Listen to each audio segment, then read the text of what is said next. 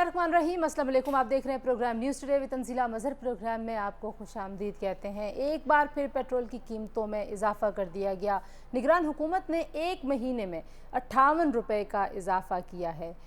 जो मौजूदा हुकूमत है वो माजी की पॉलिसियों को इल्ज़ाम देती है, जो माजी करीब की हुकूमत है वो माजी बईद की हुकूमतों की पॉलिसियों को इल्ज़ाम देती है। इल्ज़ाम तराशी का सिलसिला सिर्फ मुआशी हालात पर नज़र नहीं आता बल्कि जो सियासी फ़ैसले हुए उन पर भी नज़र आता है। आपने देखा कि पाकिस्तान पीपल्स पार्टी की CEC की मीटिंग के बाद ना सिर्फ ये कि बिलावल भुट्टो ज़रदारी साहब ने जो गुफ्तगू की और उसके बाद पाकिस्तान पीपल्स पार्टी के रहनुमा जो मीडिया से गुफ्तगू कर रहे हैं, उसमें वाज़े तौर पर नज़र आ रहा है कि पाकिस्तान पीपल्स पार्टी और पाकिस्तान मुस्लिम लीग नवाज़ आमने सामने आ चुकी हैं। बिलावल साहब ने कहा कि हमारे एक ऐसे इत्तेहादी हैं, मुश्किल में पाँव पकड़ लेते हैं और जब मुश्किल गुजर जाती है तो गला पकड़ लेते हैं। उनका इशारा किस तरफ था, कुछ इस हवाले से बात करेंगे।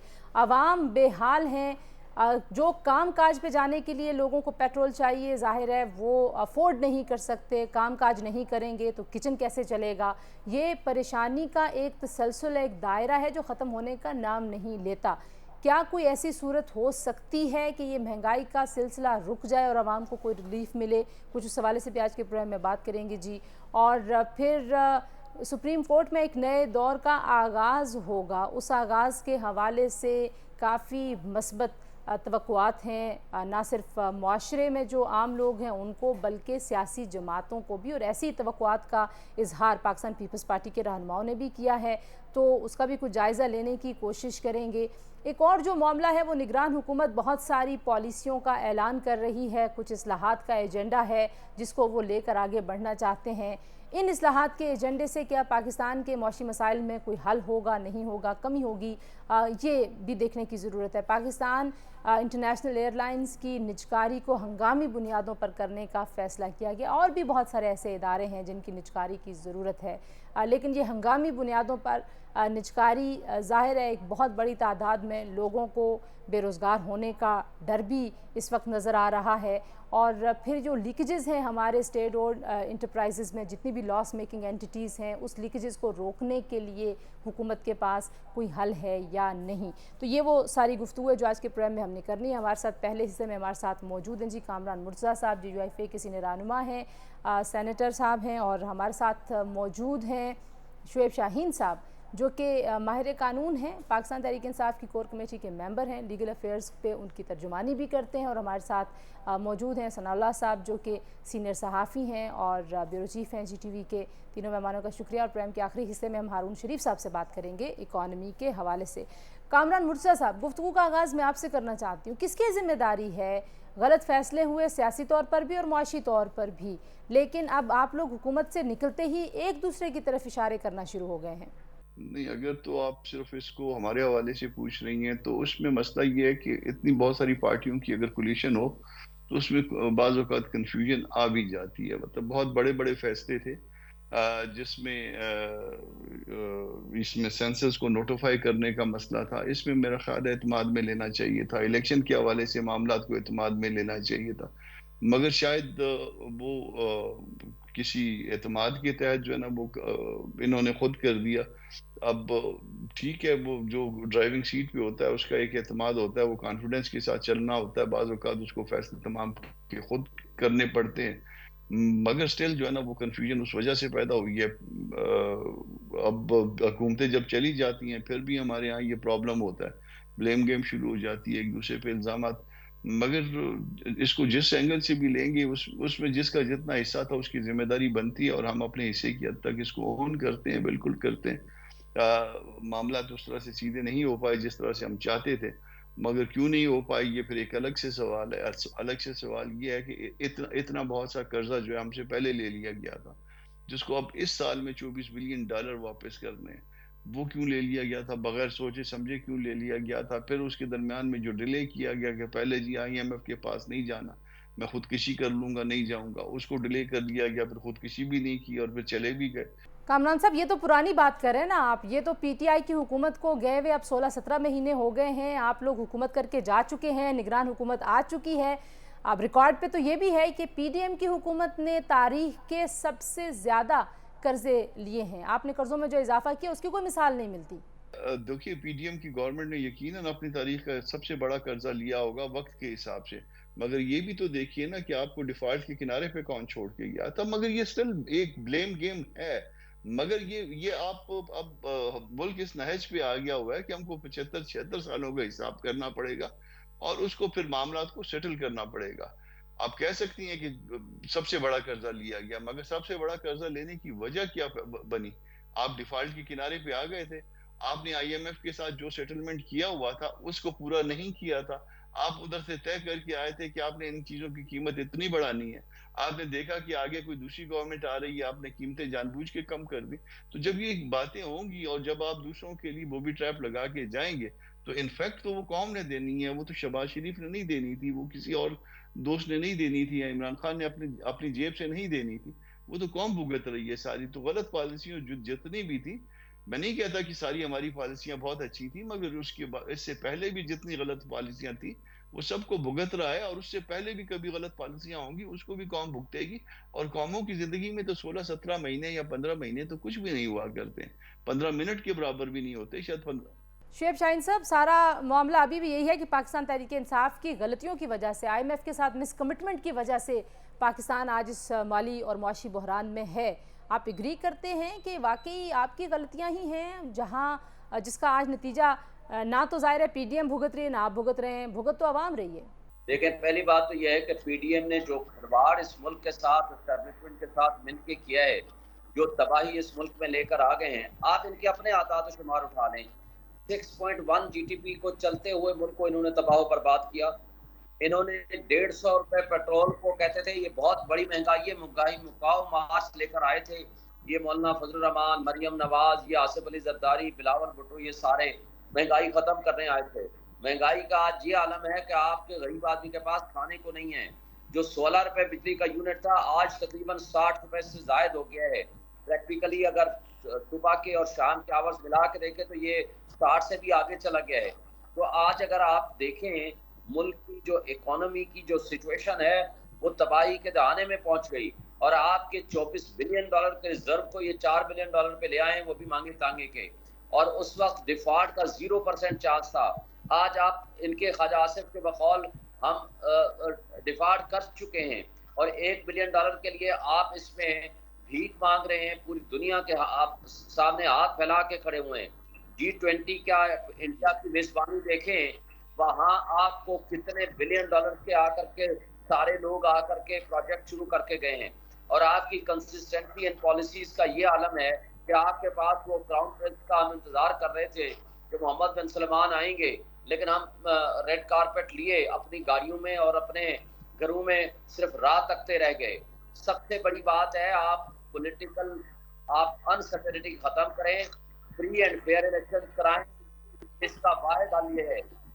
सना साहब, ब्लेम गेम है, इल्ज़ाम तराशी है और सारी जमातें कर रही हैं, तो आप बताएं कि इस इल्ज़ाम तराशी से अवाम की तसल्ली हो जाएगी या अवाम को इस इल्ज़ाम तराशी से ज़्यादा कुछ चीज़ चाहिए? इस वक्त सियासी जमातों से कुछ ज़्यादा अहम जवाब चाहिए और कोई रास्ता इनके पास नज़र नहीं आ रहा। आप देख रही हैं कि पेट्रोल महंगा होता है या बिजली महंगी होती है या दीगर चीज़ों की जो कीमतें हैं उसमें इजाफा होता है, तो उसके बाद किसी सियासी जमात की तरफ से कोई मजम्मत नहीं आती।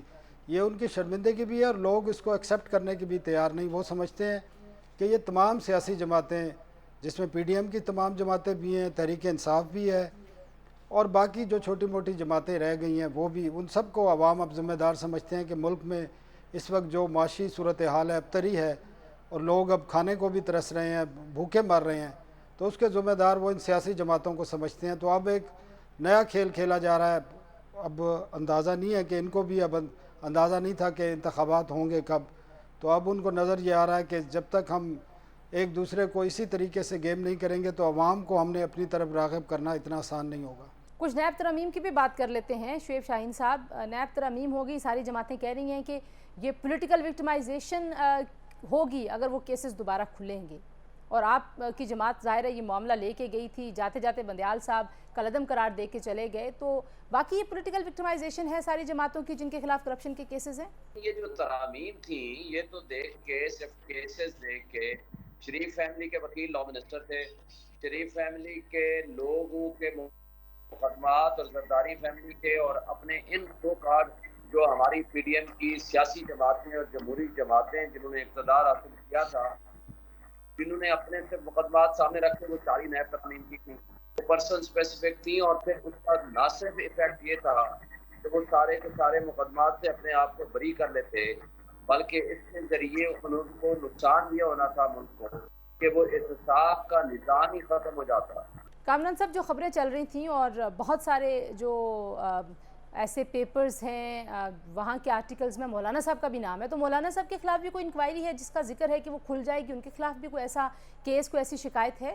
ایک چیز کلیئر کر دوں کہ مولانا صاحب کے خلاف کوئی پروسیڈنگ نہیں ہے۔ اگر کوئی پروسیڈنگ ہوتی تو وہ پھر میں کم از کم لیگل سائٹ پہ چونکہ معاملات کو ڈیل کرتا ہوں جماعت کے، تو وہ میرے علم میں ہوتی۔ مولانا کے خلاف میں پھر آپ کو at the cost of reputation کہہ رہا ہوں کہ مولانا کے خلاف کوئی بھی ایسی انکوائری یا کوئی ایسی پروسیڈنگ پینڈنگ نہیں ہے، بلکہ تقریباً جو ہے نا جے یو آئی کے کسی ساتھی کے خلاف، کسی دوست کے خلاف بھی کوئی ایسا معاملہ پینڈنگ نہیں ہے۔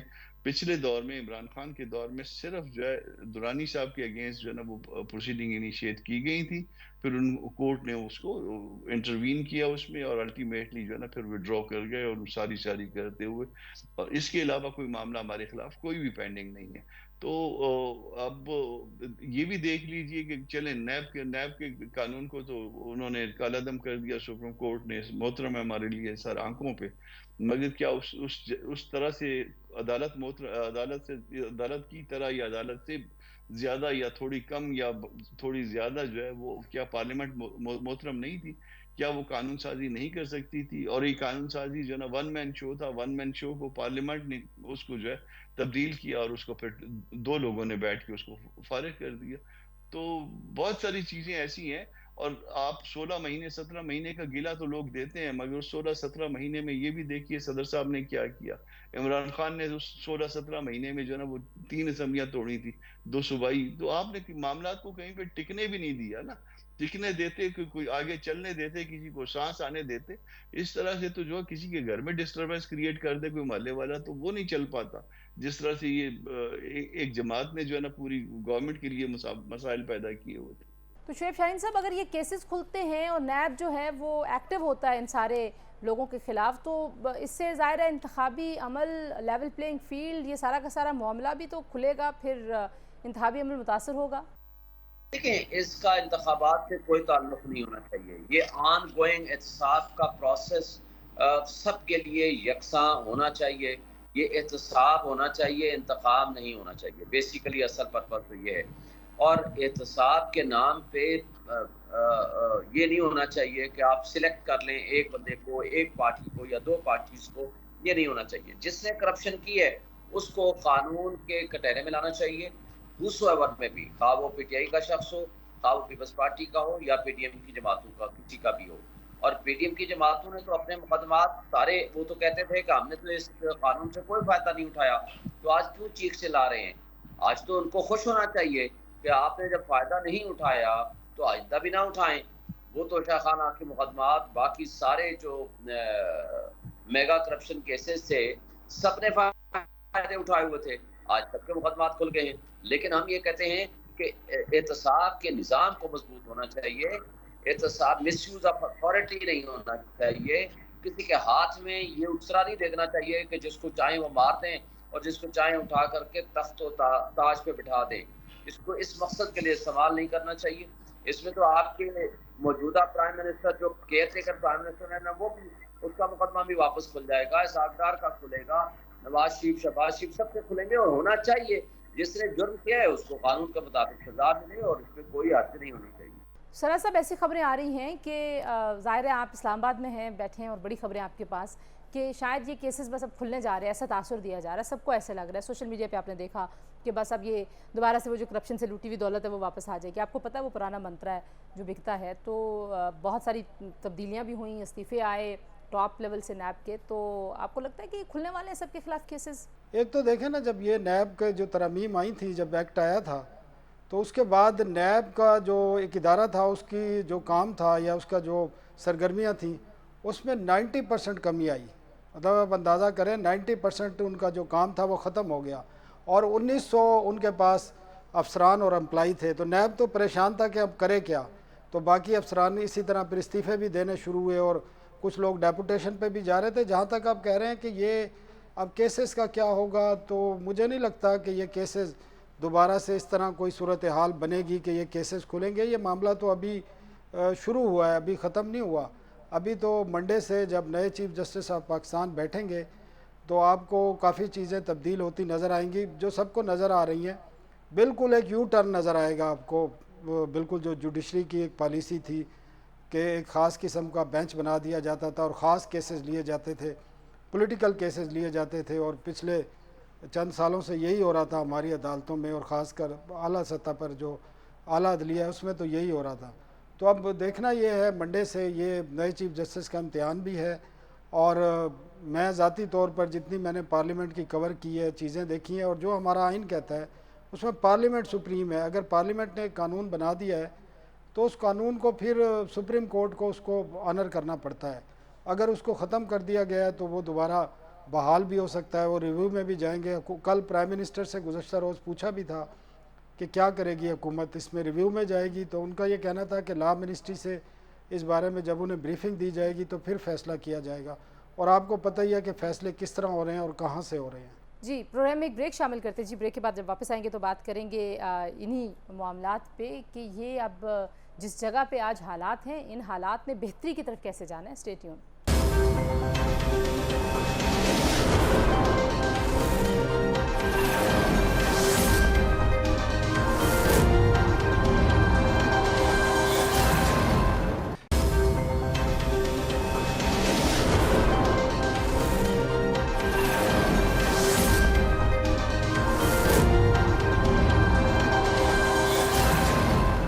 जी, प्रोग्राम में एक बार फिर आपको खुशामदीद कहते हैं। कामरान साहब, ज़ाहिर है सुप्रीम कोर्ट में एक नए दौर का आगाज़ होने जा रहा है और काजी फायज़ी साहब से लोगों की बड़ी तवक्कुआत हैं और बहुत सारे दरीना मुतालबात हैं, चाहे वो पाकिस्तान बार काउंसिल हो, बार एसोसिएशन हो, आप लोग जो सियासी जमातों की नुमाइंदगी अदालतों में करते रहे आप भी, तो आपको लगता है कि वो जो गिले शिकवे हैं बहुत सारे इशूज़ पे वो ख़त्म हो जाएंगे? जो सबसे बड़ा मुतालबा था वो लार्जर बेंचेस और फुल कोर्ट के हवाले से था कि फुल कोर्ट होने चाहिए मुख्तलिफ आइनी मामलात पे। प्रैक्टिस एंड प्रोसीजर एक्ट पे पहली समाअत चीफ जस्टिस आप करेंगे, तो आपको लग रहा है कि मामलात बेहतरी की तरफ जाएंगे? देखिए, काजी साहब पे जिम्मेदारी एक आ रही है और बहुत बड़ी जिम्मेदारी है। सबसे बड़ा अदालती ओहदा उनके पास कल के बाद होगा। तो एक तरह से ये एक इम्तहान शुरू हो जाता है।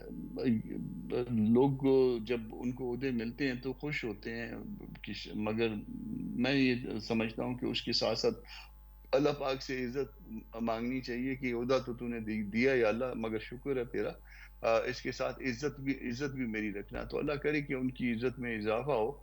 ऐसा ना हो कि जो ओहदों के साथ जो है वो इज्जत खराब हो जाए, अल्लाह ना करे। और इस वक्त जो उन्होंने सबसे पहला कदम लिया है वो बड़ा वाइज एक्ट है। आप देखिए कि सबसे पहला काम जो है बेंचों की तश्कील के हवाले से है। तो बेंचों की तश्कील जो है ना, हमेशा जो है वो ऐसी रही है जहाँ पे डिस्प्यूट पैदा होते हैं। क्योंकि अगर आप इनोसेंटली भी ले ना मामला, मैं आपको एक केस फर्ज करिए कि बेंच ए की बात करते हैं, मैं किसी का नाम नहीं ले रहा, बेंच ए में एक केस जा रहा है और बेंच सी में या डी में या बी में कोई केस जा रहा है, तो उसमें जो है ना वो मुख्तलिफ चांसेस जो है ना वो समझ के बता सकता हूँ कि उसमें जो है ना क्या हो सकता है। ये इंसानी एक भी है कि वो अपने सोच के मुताबिक फैसले करता है।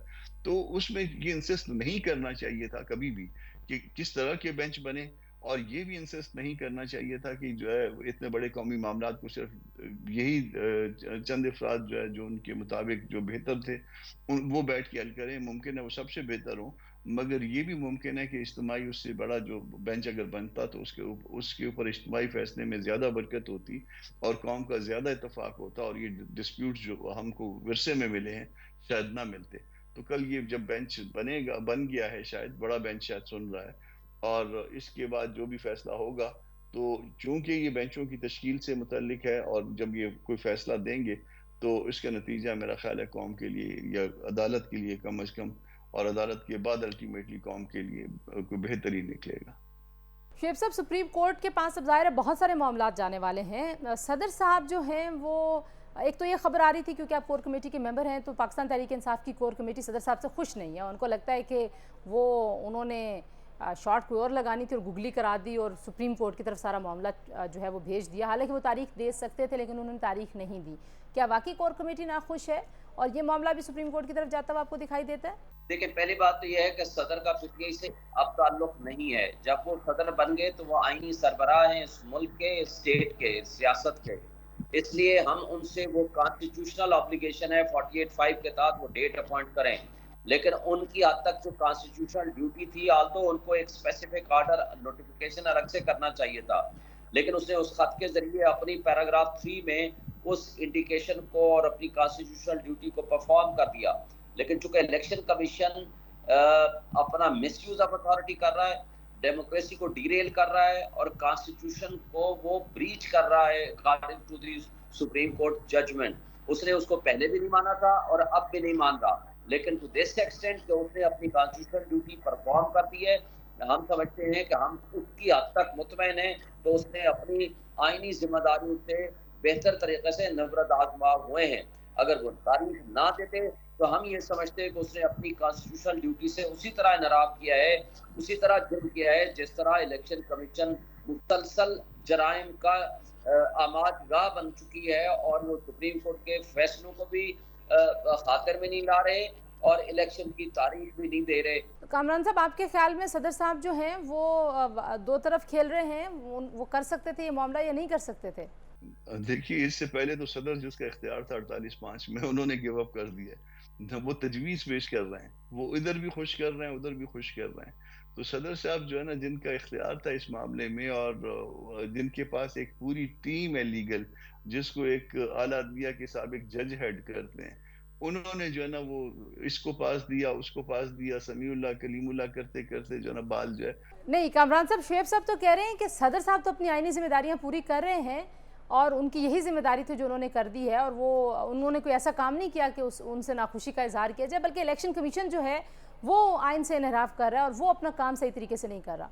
नहीं, दुरुस्त नहीं कह रहे शुएब साहब जो है ना फिर वो बात कर रहे हैं जो पार्टियों के, वो भी पार्टी के उसी पार्टी से ताल्लुक रखते हैं, तो फिर जो है ना वो उनको जो है ना बेल आउट करने की कोशिश कर रहे हैं।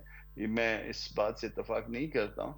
उन्होंने जानबूझ के कि ये तारीख होनी चाहिए तजवीज़ करके और फिर उसके बाद इलेक्शन कमीशन को भिजवा दिया और इलेक्शन कमीशन को साथ ही कह दिया कि ये मामला कोर्ट में चला जाए। तो कोर्ट में तो ऑलरेडी गया हुआ है, ये मामला कोर्ट में जाएगा। जाहिर है कोर्ट से कोई जो है ना ऐसी बात आएगी जिसके पीछे कमांड होगी, कमांडिंग जिसके पीछे हुक्म होगा, तो वो तो हो जाएगा। मगर यहाँ पे जो है ना सदर साहब ने भी वो डंडी मारी है, मैं ये कह देता हूँ, कभी एक तरफ कभी दूसरी तरफ। तो उन्होंने भी कोई अपना जो इख्तियार था उसको जो है ना वो मिस यूज किया है, उसको इस्तेमाल करने से इनकार करके सिर्फ एक तजवीज़ दे के अपनी जान छुड़ा ली है। शहीदों में खून लगा के नाम भी कर दिया है और जान भी नहीं दी है उन्होंने।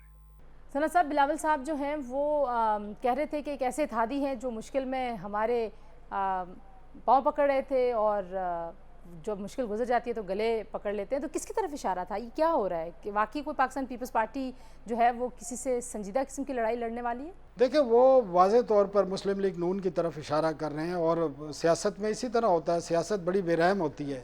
अब तो पीपल्स पार्टी भी अपनी सियासत कर रही है और नून लीग भी अपनी सियासत कर रही है और जो सबसे बड़ी सियासत हो रही है वो इन सब को उन्होंने मात दी है कि इनको कहा कि 90 दिन में इलेक्शन हो जाएंगे, आप 2 रोज़ पहले असम्बली तोड़ दें। तो वो असम्बली भी 2 रोज़ पहले टूट गई और 90 रोज़ में इलेक्शन होते भी नज़र नहीं आ रहे। तो हर पार्टी जो भी पावर इसमें इख्तियारात हैं जिसके पास, तो वो तमाम अपनी अपनी सियासत कर रहे हैं और अपनी अपनी गेम खेल रहे हैं।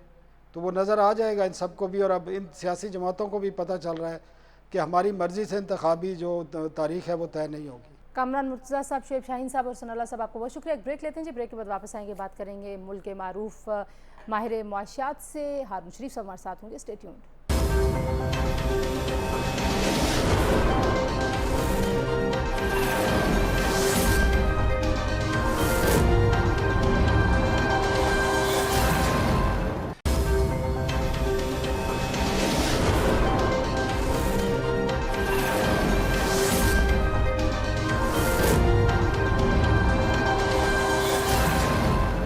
Welcome back to news today जी। और बात हम करेंगे हारून शरीफ साहब से। ये जो पेट्रोल बम गिराया गया है अवाम के ऊपर, हारून साहब ऐसे लग रहा है कि ये मामला जो है वो IMF की कंडीशंस में कुछ मज़ीद ही पेचीदा होता चला जा रहा है। हमारे पास कोई और चारा है? 58 रुपये इजाफा हो चुका है, 1 महीना हुआ है निगरान हुकूमत को आए हुए। तो क्या ये IMF के मुतालबात की वजह से इजाफा हो रहा है? कुछ समझाइए हमें। और इसके अलावा कुछ चारा है हमारे पास? जी तंजीला, शुक्रिया। देखें, पहले तो हमें ये समझने की जरूरत है कि IMF की कंडीशन क्या है। IMF की कंडीशन ये है कि आप महंगा तेल खरीद कर आगे सब्सिडाइज करके पास ऑन नहीं कर सकते, क्योंकि आपके जो मैक्रो इकोनॉमिक और फाइनेंशियल हालात हैं उसकी इजाजत नहीं देते। तो हम एक पेट्रोल जब आगे पास ऑन करते थे तो उसके अंदर एक सब्सिडी का एलिमेंट था, जो अब तकरीबन खत्म हो गया। अगर आप देखें, हमें अब जो ग्लोबल प्राइस से जब हम लेते हैं तेल, हमारे ऊपर दो तरफ से हमें नुकसान होता है। एक तो जब ब्रेंट की प्राइस बढ़ती है ऑयल की, जो कि तकरीबन $90 के आसपास चली गई, हमारा रुपया डॉलर के अगेंस्ट कमजोर होता है तो हमें रफाओं में पेमेंट ज्यादा करनी पड़ती है। जब हम उसको पास ऑन करते हैं तो 60 रुपए जो हमारी एक पेट्रोलियम डेवलपमेंट लेवी है, जो एक इंटरनल टैक्स है, वो इसमें एडेड है। यही टैक्स 4-5 साल पहले तक 13 रुपए हुआ करता था। तो अब तकरीबन सब्सिडी का एलिमेंट खत्म हो गया है। और ये जो फ्यूल प्राइस है, बाय द वे, ये खित्ते के अंदर एट पार है। हम ज्यादा वल्नरेबल इस वजह से भी हैं कि हमारा पेट्रोल पर इन्हिसार ज्यादा है। 63% हमारी बिजली जो है वो फर्नेस ऑयल पे बेस्ड है, जबकि इंडिया की आधी बिजली कोल पर बेस्ड है। तो जब हम डिपेंडेंट हैं, इसी तरह हमारे जो मुल्क में कारें चलती हैं, हम पब्लिक ट्रांसपोर्ट कम है, ऑयल पे डिपेंडेंट है, हमने कोई शिफ्ट या ट्रांजिशन टुवर्ड्स लो कॉस्ट की तरफ कुछ काम नहीं किया है, तो हम फंस। हारून साहब, आप तो ये जो जिक्र कर रहे हैं ना, ये लॉन्ग टर्म इस्लाहात हैं। शॉर्ट टर्म में कुछ पॉसिबल है? कुछ लॉन्ग टर्म में तो ज़ाहिर बड़ा वक्त लगना है, स्ट्रक्चरल काफ़ी सारी तब्दीलियाँ जो होनी हैं। कुछ शॉर्ट टर्म में कुछ मुमकिन है, कुछ हो जाए? देखिए, जब हम IMF के पास जाते हैं तो एक्चुअली इसका मतलब ये होता है कि हम अपनी मैक्रो इकोनॉमिक बजट का खसारा और एक्सटर्नल अकाउंट का खसारा हम नहीं उसको संभाल पा रहे, तो फायर फाइटिंग तो उसी वक्त शुरू हो जाती है। तो हम जो अभी दो तरह के काम कर रहे हैं, आई थिंक ये जो चोरी रोकने का काम है, ये एक अच्छा काम है और ये इदारों को वैसे ही करना चाहिए था। लेकिन अब ये निगरान हुकूमत और हमारे जो सिक्योरिटी एजेंसीज ने मिलके इस पे प्रेशर डाला है, क्योंकि वो जो चोरी होती है उसका बर्डन हम पास ऑन कर रहे हैं। जहां पर निगरान हुकूमत मेरे हिसाब से नहीं काम कर रही है, वो पेट्रोल के और बिजली के पर्क्स एंड प्रिविलेजेस को जो गवर्नमेंट के ऑफिशियल्स और दफातर हैं वहां पर कम नहीं कर रही है। अगर वहां पर 30% कम। मौजूदा हुकूमत ने बहुत सारे इकदाम का आगाज़ किया है, कुछ फायर फाइटिंग करती हुई दिखाई दी है, क्रैकडाउन्स हो रहे हैं, बिजली की चोरी को रोकने की कोशिश हो रही है। आपको लगता है कि ये जो इकदाम हैं ये फौरी तौर पर हमारे मुआशी बहरान में कितने मददगार साबित हो सकते हैं? जी, ये इसमें तंजीला समझने की बात ये है कि हुकूमत को ये फैसला करना चाहिए कि आज के बाद हम कमर्शियल एंटरप्राइजेज और इदारों को नहीं चलाएंगे। प्राइवेटाइजेशन एक सॉल्यूशन है जिसके दुनिया में मिक्स रिजल्ट्स हैं। मुझे डर ये है कि अगर हेस्टीली फैमिली सिल्वर की तरह बेचने की कोशिश की तो ना तो ग्राहक मिलेगा, ना ही रिक्वायर्ड रिजल्ट्स मिलेंगे। अगर हुकूमत निकल जाती है इन इदारों से, चाहे वो लीज आउट करे, कॉन्ट्रैक्ट आउट करे, मैनेजमेंट में स्ट्रेटेजिक स्टेक दे, लेकिन ये हुकूमत का फैसला बहुत जरूरी है कि हमने आज के बाद PIA, railway, steel mill, discos, इन इदारों को नहीं चलाना। अब उसकी फेजिंग आउट कैसे करते हैं, ये एक्सपर्ट्स का काम है, उन्हें दे दें, वो उनको एडवाइस करेंगे कि इस इदारे में ये किया जा सकता है, इसमें ये किया जा सकता है। इससे सिग्नल जाएगा, एक तो ब्लीडिंग रुक जाएगी, जो लॉसेस होते हैं उनको इकट्ठा करके बैलेंस शीट से निकाल के एक और जगह ले जाते हैं, क्योंकि जो भी लेगा वो उनकी ना अहली के लॉसेस तो इस वक्त नहीं एब्जॉर्ब करेगा, तो उससे हुकूमत को रिलीफ मिल सकता है। मुझे डर ये है कि प्राइवेटाइजेशन को बताया जा रहा है कि जैसे हर दुनिया का सोल्यूशन ये है। PIA को बेचना 5-6 माह के अंदर तो इम्पॉसिबल है, लेकिन ये हो सकता है कि उसको अनबंडल करके उसकी किसी कंपनी को, उसके किसी होटल्स को, केटरिंग सर्विस को, उसको आउटसोर्स कर दिया जाए ताकि खर्चे कम हैं। دیکھیں پہلی چیز تو ان اداروں کے خرچے گھٹانے ہیں، کیونکہ حکومت نے اپنے بندے بھی پاک کیے ہوئے ہیں، کانٹریکٹس بھی لیے ہوئے ہیں، اتنا زیادہ پیٹرنیج اور کرونیزم ہے، اگر اس کو یہ نگران حکومت تھوڑا سا توڑ پائے تو I'll be very pleased۔ Haroon صاحب، آخری اور سب سے مشکل سوال اگین وہی ہے کہ اس مہنگائی میں کمی ہو سکتی ہے، عام آدمی کو ریلیف مل سکتا ہے، کوئی ایسا جادو ہو سکتا ہے آج کے حالات کو دیکھتے ہوئے؟ دیکھیں فوری ریلیف تو میں نے یہی عرض کیا نا جی کہ اگر ہم کوئی پلان کر لیں کہ اوپر والے لوگوں سے خرچے کیسے کم کرنے ہیں، اور اس کے علاوہ باہر سے کہیں سے پیسہ آتا مجھے دکھ نہیں رہا ہے اس وقت، لیکن یہ ضرور ہے کہ ہمیں ویز آف ڈوئنگ بزنس بدلنے کی ضرورت ہے، جس میں ہم انرجی اور پیٹرول بچانا شروع کریں اور جو بچت ہو اس کو پاس آن کریں۔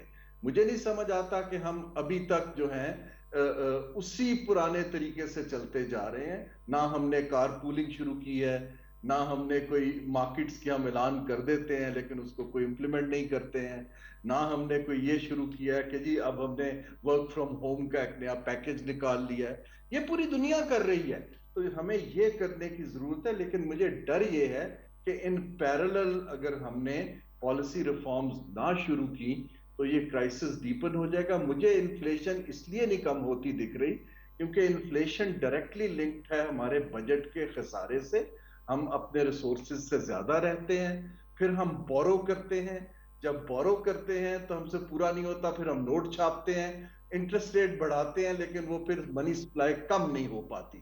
اب یہ ایک وشس سائیکل ہے، اس کو توڑنے کے لیے میرے حساب سے اس کو ہمیں سیاست سے علیحدہ کر کے کچھ لوگوں کو اداروں کو دینا چاہیے وتھ ٹارگٹس کہ آپ ایکچولی اس وقت ان ٹارگٹس پہ امپلیمنٹیشن کروائیں، ورنہ منی سپلائی کا ٹارگٹ تو اسٹیٹ بینک کا ہونا چاہیے، لیکن اگر ہم سود بڑھاتے ہیں، تھوڑی سی اکنامکس بول رہا ہوں، اس سے منی سپلائی کم ہونی چاہیے۔ Thank you very much Haroon Sharif صاحب ہم سے بات کرنے کے لیے۔ جی ناظرین، آپ نے گفتگو سنی، مشکل فیصلے کرنا بہت ضروری ہے، نگران حکومت جو فیصلے کر رہی ہے ان کی کنٹینیوٹی، ایک کنسسٹنٹ پالیسی کی بھی ضرورت ہے تاکہ پاکستان کے معاشی حالات مسلسل بہتری کی طرف جائیں۔ یہ ایک دن میں نہیں ہوگا، چند مہینوں میں بھی شاید ممکن نہیں ہے، لیکن عام آدمی کے لیے فوری ریلیف کے لیے جو کام کرنے کی ضرورت ہے وہ حکومت کو ضرور کرنے چاہیے۔ اپنا بہت سارا خیال رکھیے جی، اللہ حافظ۔